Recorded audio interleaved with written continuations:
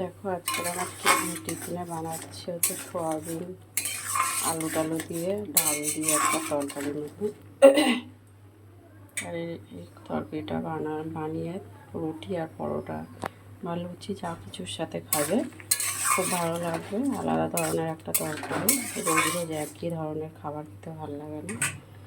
সোয়াবিনের তরকারি রোজই তো করি, সব সময় একই রকমভাবে করি, তো আজকে একটু অন্যরকমভাবে করবো। তাতে সোয়াবিনটা আমার খুব ভালো করে গরম হয়ে গিয়েছে, সিদ্ধ হয়ে গেছে। এবারে আমি এখানে কটা সব রকম, এখানে মটর ডাল, ছোলার ডাল, সব রকম ডাল আছে, অরহর ডাল আছে। এই ডালটা আমি দিয়ে দিলাম এর মধ্যে।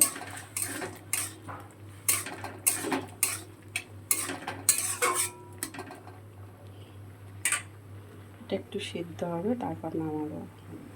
আর দেখো আমি যে তরকারিটা বানাচ্ছি, সোয়াবিনের একটু অন্যরকম তরকারিটা বানাচ্ছি, সেই জন্য তার সাথে খাবো বলে একটু পরোটাও করছি।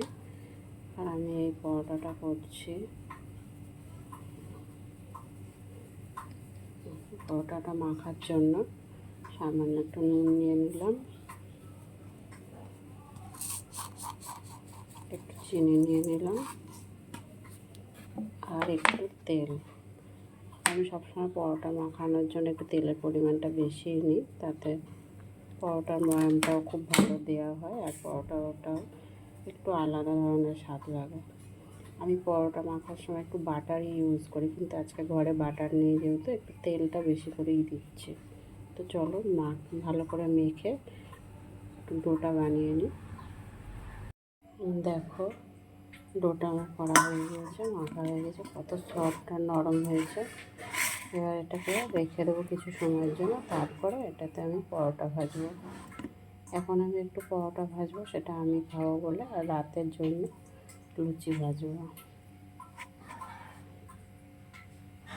এদিকে দেখো আমি কড়াতে তেল দিয়ে দিয়েছি রান্নাটা করবো বলে, পরোটার তরকারিটা। দেখো আমি এখানে আলু কেটে নিয়েছি, একটু বেশ কিছুটাই আলু কেটে নিয়েছি। আমি কড়াতে প্রথমে একটা টমেটো কেটে নিয়েছি।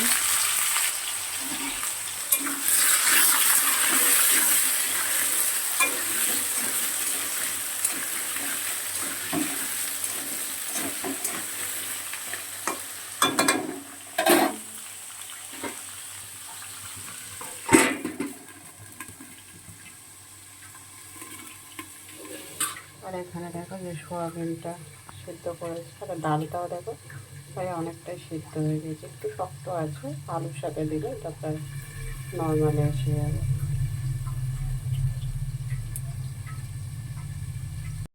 দেখো আলুটা একটু হালকা ভাজা ভাজা হয়েছে, এখানে আমি নুন আর তোমার একটু আদা বাটা, একটু রসুন বাটা দিয়ে সামান্য সামান্য দিয়েছি, দিয়ে এটাকে ভালো করে কষাতে হবে।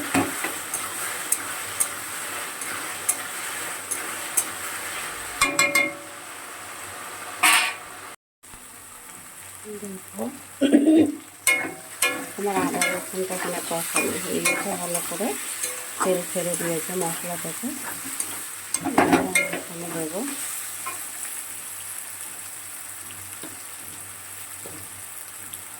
হলুদ, দেবো পরিমাণ মতন, লঙ্কা গুঁড়ো দিচ্ছি।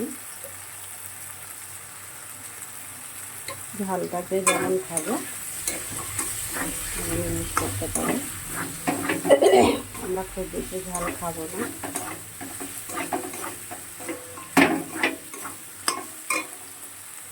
এবারে যে সোয়াবিনটা ডালটা সিদ্ধ করে রেখেছি সেটা দিয়ে দিচ্ছি।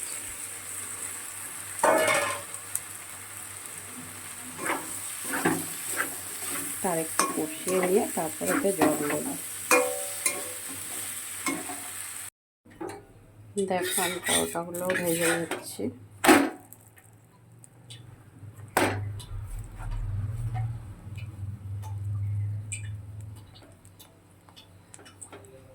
এরকম একটা তরকারির সাথে পরোটা, রুটি, লুচি খেতে দারুণ মজা লাগে।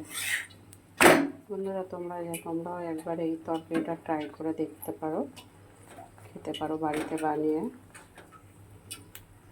সবসময় তো একই ধরনের সয়াবিন রান্না করে বাড়িতে আমরা খেয়েই থাকি। তো এইভাবে খেয়ে দেখো তোমরাও, আর খেয়ে আমাকে জানিও কমেন্ট বক্সে কার কেমন লাগলো।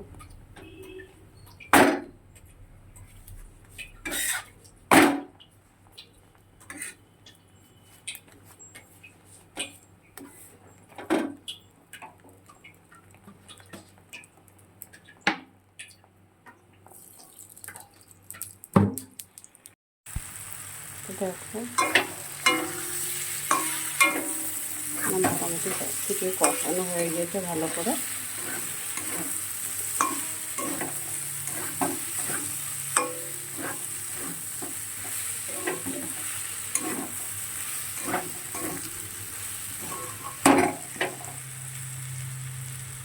এবার আমি জল দিয়ে দিই।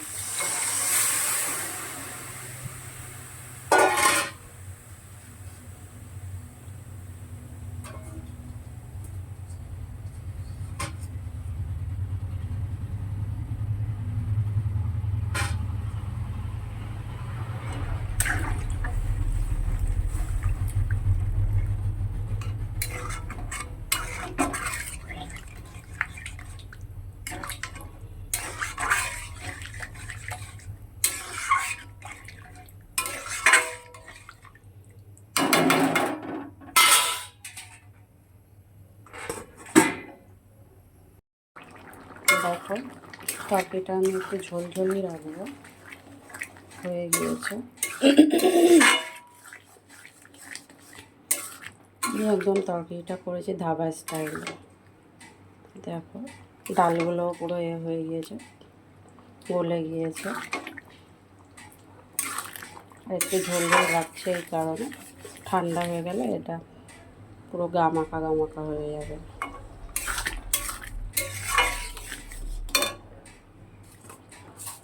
আমি একটু চিনি দিয়ে দিচ্ছি। মিষ্টিটা অপশনাল, যারা যারা মিষ্টি খেতে চাও, তরকারি একটু মিষ্টি মিষ্টি হালকা হালকা মিষ্টি মিষ্টি হলে রুটি পরোটা লুচি সব কিছুর সাথেই ভালো লাগে। যারা এটা খেতে চাও ওরকম মিষ্টিটা দিতে পারো, আর না হলে নাও দিতে পারো। আর হ্যাঁ বন্ধুরা, তোমরা কে কোথা থেকে দেখছো লাইক কমেন্ট শেয়ার করে দিও, আর আমার ইউটিউব চ্যানেলটাতে গিয়ে সাবস্ক্রাইব করে দিও। আমার ভিডিও যারা যারা দেখছে তাদেরকে অসংখ্য ধন্যবাদ। সবাই ভালো থেকো, সুস্থ থেকো, দেখা হবে পরের ভিডিওতে। টাটা।